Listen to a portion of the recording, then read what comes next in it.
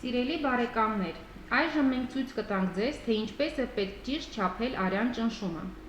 Ճիշտ արդյունք ստանալու համար շատ կարևոր է պահպանել մի քանի կանոն։ Առաջին,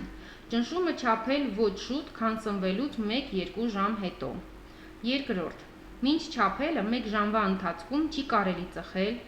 սուրճ կամ մուգ թեյ խմել, օգտագործել աչքի կամ քթի կաթիլներ, քանի որ նրանք ունեն անոթները նեղացնող հատկություն։ Երրորդ, ցանկալի է ճնշումը չափել սեղանի մոտ, նստած դիրքով 10-15 րոպե հանգստից հետո։ Չորրորդ, եթե ճնշումը չափվում է առաջին անգամ,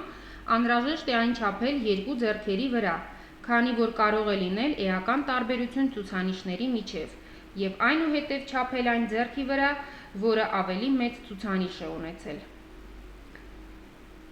Այսօր մենք արյան ճնշումը կչափենք ներկայումս ամենաշատ գործածվող մեխանիկական տոնոմետրի օգնությամբ։ Եվ այսպիսով, մեր հետազոտվողը նստում է հանգիստ դիրքով, հենվելով աթոռին։ Ոտքերը չպետք է խաչված լինեն։ Չափման ընթացքում պետք չի խոսել։ Ձեռքը դնել սեղանին, սրտի մակարդակին հավասար,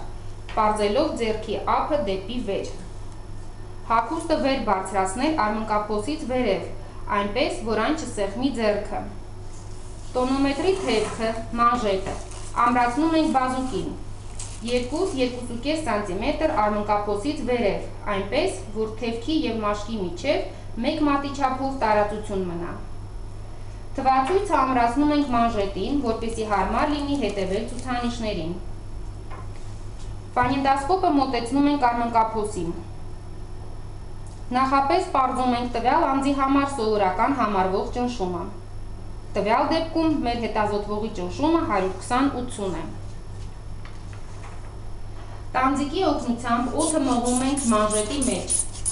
Արյան սովորական ճնշման ցուցանիշի սիստոլիկ, այսինքն վերին թվից 20 մմ սնդիկությունով ավել, տվյալ դեպքում բարձրացնում ենք մինչև 140 ցուցանիշը։